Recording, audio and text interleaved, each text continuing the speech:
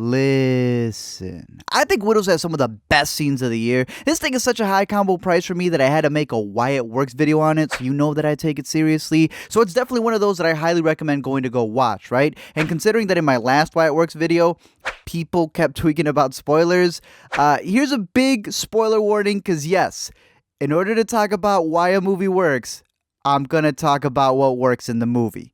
Let me explain. So this is actually based off of a miniseries from back in the 80s that even had a third season spinoff that followed it up in the 90s. In a sense, it's everything Ocean's 8 wasn't. Steve McQueen and Gillian Flynn got together for the movie version of Widows that follows four dudes going on a major heist, played by pretty big characters, and then they die minutes into the movie. Hence why we focus on the Widows. Now, the first thing McQueen does a great job with is how he subverts practically every expectation. You know, we're so used to seeing Michelle Rodriguez being the tomboy, the tough chick, the one who's always furious, and here, she owns a dress shop and even has one of the most emotional cries in the movie. Elizabeth Debicki is always the model-type Bond girl, right? There's never a scratch on her, no bruises. She's usually typecast for her height, and here she's the most belittled character, getting abused and beat by her mother and her lover. And then we have Viola Davis, who always commands the screen, always is the fiercest one, the stern leader of the group, doubting herself. My man went for the range on all of these actors. On top of that, I'm fully investing my stocks on Brian Tyree Henry before he becomes a household name. You know, he's already proven himself. He's already getting a little bit of hype, but I'm calling it right now before you see this man cast in absolutely everything. Here he's playing a politician who's running against Colin Farrell's character for the south side of Chicago, and he has Kaluuya, who's playing the scariest hitman since this dude right here. I mean, this guy made you flip a coin. Daniel made his victims sing. But Colin's character also has his own cheat codes to win, since his racist dad is already embedded in. So it ends up becoming kind of like a political thriller that's going on as well. But the reason this group of women gets drawn in is because their husband stole this guy's money. And in order for them to move on, they gotta steal this dude's money. And I was surprised how this movie was funny. Like, yeah, it's a crazy scenario of having housewives turn into master thieves, but the humor that McQueen is able to bring in is what makes all of those emotional scenes and all of the metaphorical reflections of each character hit that much harder. Because I hated the trailer so much. This is for guns. Guns? From where? Figure it out. That is not how it's delivered in the movie at all. Like, I get that the marketing team wanted to pitch a thriller, right? And it is, but it's way more than that. It's nuanced. And that way you don't blow at the box office. See, one of the best shots in the movie is such a subtle one, and I would argue it's one of the best of the year. I don't have the clip for it, so it's even more reason for you to go catch this in theaters. But it's this long take involving Colin Farrell getting into his car after he gave a speech in the south side of Chicago. And all it really does is have the camera on the hood of the car panning from the left side to the right side as he goes from one community that's struggling to just find a job to a gated one that's literally a couple blocks away. And the fact that screenwriter Gillian Flynn lives in Chicago adds to the fact that she kind of understands the city. Her and McQueen even talking to a bunch of Chicagoans while they were writing this from the north to the south side to get their perspectives shows how authentic they are to the city, unlike other movies out there. And it's those little things that make the movie. I look at the way the film begins with me in bed with Liam Neeson, and we're kissing, and it's a sexualized kiss. And here I am, I'm dark, I'm 53, I'm in my natural hair, and I'm with Liam Neeson. I'm with what America would consider to be a hunk. And he's not my slave owner.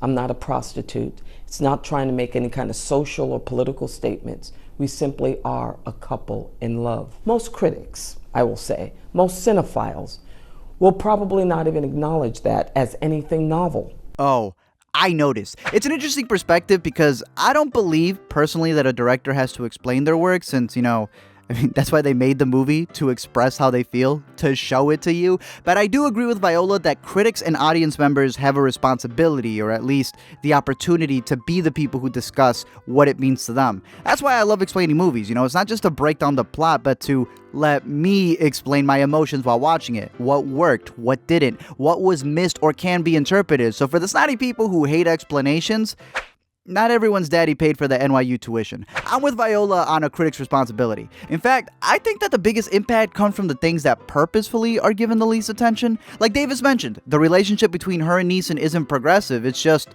the norm. It's the main character in 8th grade having acne without it having to be this big Hannah Montana plot point that gets all the focus. It's just showing you that it's normal for teens to not look like Disney Channel stars. Everyone's always quick to complain about CGI, right? But what's crazy about it is that a majority of the artists, the CGI artists who are doing a great job, in order for them to show you that, you have to not notice it, because then that means that their work is blending in. It's Searching's lead being an American dad who loves his daughter, Viola being no different of a casting choice than Sandra Bullock. Except, getting cast in the better movie. I get why people do those random MLB statistics because, they want to emphasize on something that isn't the norm, but I personally feel, as I see with this movie, treating it like it just is the norm is how you make it the norm. Biggest negatives for me of the movie would probably be the overly drawn out explanations, and I don't even want to blame McQueen on that. I just feel that because he now has more money, this being a big studio film, the studio kind of made him do those things for the audience, the same way that they shifted the tone for the trailers. But even if you didn't care about all the little details, right? If you just came in here for the thriller heist movie that you were pitched, remember, Neeson straight killed a robot boat. Liam Neeson is my shiznit. Woo!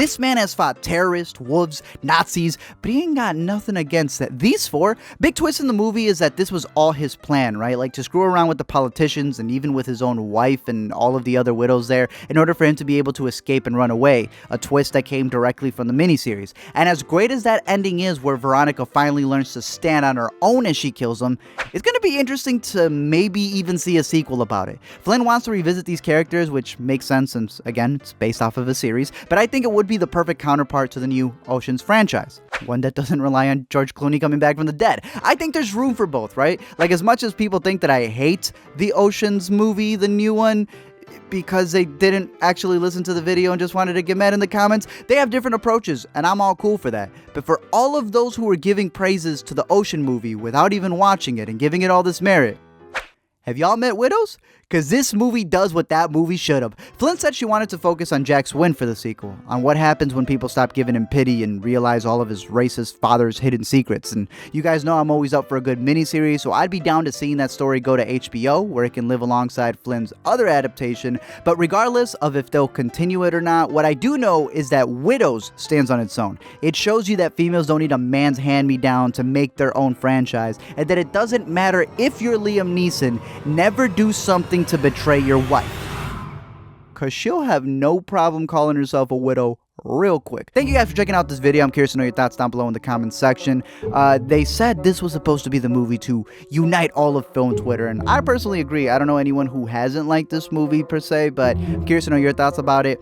Did you see it? This thing is like tanking from what I saw for opening weekend, so I highly implore you guys to go see it. I know some of you need spoilers, and that's completely fine. You want to know what you're paying for, and I'm telling you right now, hopefully I sold it for you. Go check it out. For the rest of you, I'm curious to know if it worked for you, if it didn't. It personally did for me, and one of my favorite parts about it is just literally all of the interviews dealing with Viola Davis.